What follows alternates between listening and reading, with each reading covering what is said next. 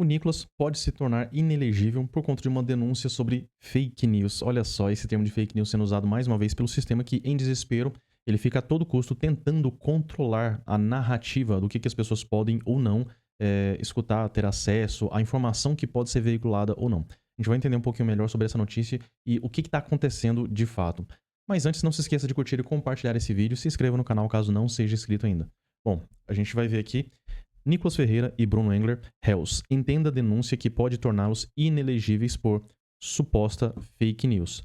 Para início de conversa, não existe essa questão de fake news no ordenamento jurídico, não tem como ele ser acusado de fake news ou mentiras, desinformação, não existe isso. Eles tentaram realmente passar uma lei que punisse essa questão de fake news, mas não foi o caso. Ainda não existe nada nesse sentido. Então, o que a gente tem aqui? O deputado federal Nicolas Ferreira e o deputado estadual Bruno Engler podem ser declarados inelegíveis caso sejam condenados por suposta disseminação de informações falsas contra o ex-prefeito de Belo Horizonte, Fuad Noman, durante o segundo turno das eleições municipais de 2024.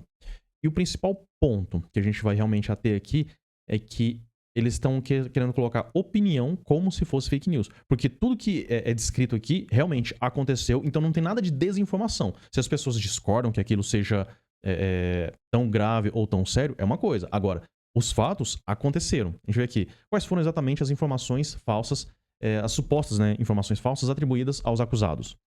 A denúncia aponta que os envolvidos distorcem trechos do livro Cobiça, escrito por Fuad Noman, sugerindo de acordo com o Globo, sugerindo falsamente, mas que o autor endossava crimes contra crianças.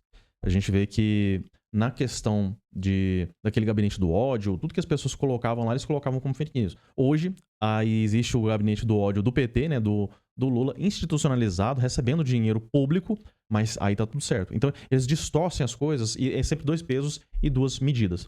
Também o acusam de permitir que menores tivessem acesso a conteúdo sexual em festival de quadrinhos. Ambos os episódios foram alvo de decisões da Justiça Eleitoral que classificam o conteúdo como ilegal. O festival aconteceu, o livro foi apresentado, tinham crianças envolvidas e dentro do livro existe teor sexual. Ou seja, não existe desinformação, existe fatos. Ah, mas não é sério desse jeito, não é tão danoso assim. As crianças podem ter acesso a esse tipo de conteúdo, aí é outra discussão. Mas, como eles estão nessa perseguição, os próprios sistemas estão completamente apavorados com o crescimento da direita, não porque a direita está conseguindo fazer lavagem cerebral, como a esquerda consegue fazer, mas que a direita está conseguindo levantar fatos, verdades, está mostrando para as pessoas a cara do sistema, e eles não gostam disso, não gostam que jogue luz nesse porão, nessas entranhas do sistema. Eles não gostam de ser expostos. E aí o que acontece? Eles tentam cercear a informação.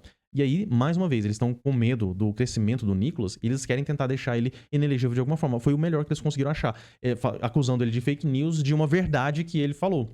Qual foi a participação de Nicolas Ferreira nas supostas fake news? O MP afirma que Nicolas teve papel central usando seu alcance nas redes sociais para disseminar conteúdo considerado falso e ofensivo. Ainda segundo a instituição, também descumpriu uma ordem judicial que exigia a retirada das postagens com desinformação. A gente vê que o próprio sistema jurídico, que tem muita gente que ainda chama de justiça, que é um apelido muito infame que a gente colocou, que de justiça não tem nada, ainda acreditam nessas coisas, mas não percebem o quanto que essa justiça é tendenciosa, como faz parte do sistema. Eles não querem perder poder, ter menos poder, por isso que eles sempre tendem a favorecer qualquer coisa voltada para a esquerda. Então, se a esquerda faz denúncia contra a direita, eles acatam, tentam fazer de toda forma para poder validar. Existe uma lei específica que tipifica fake news como crime eleitoral?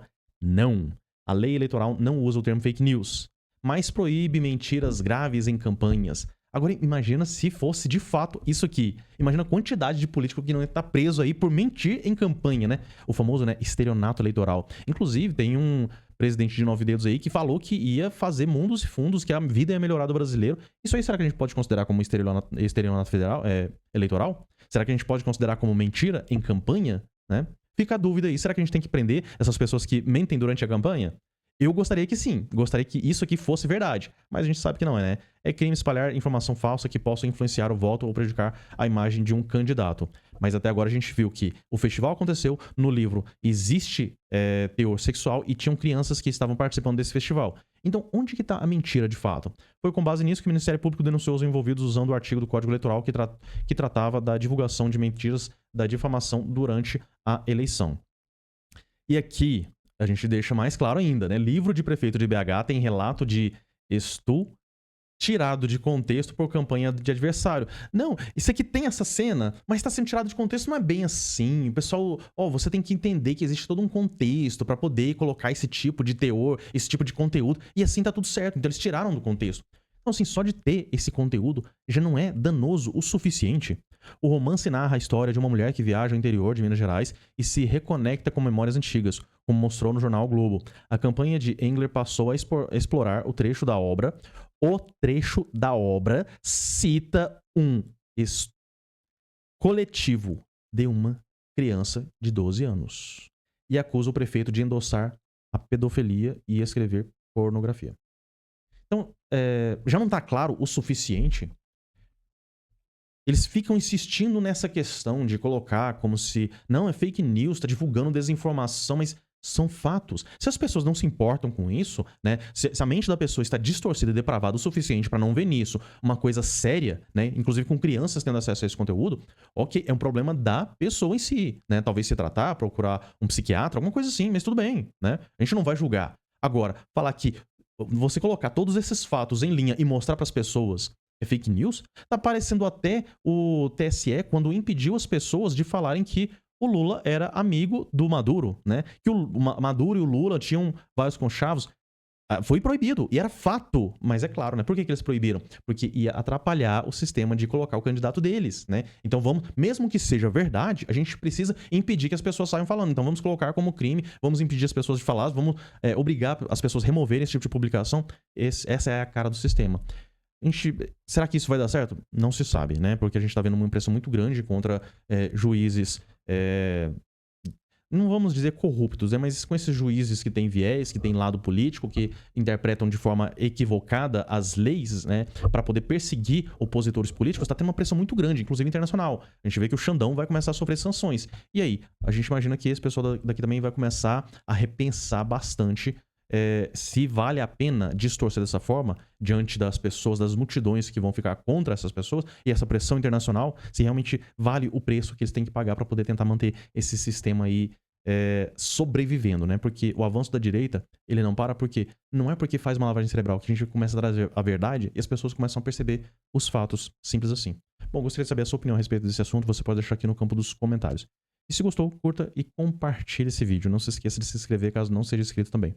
Eu fico por aqui, um forte abraço, até a próxima.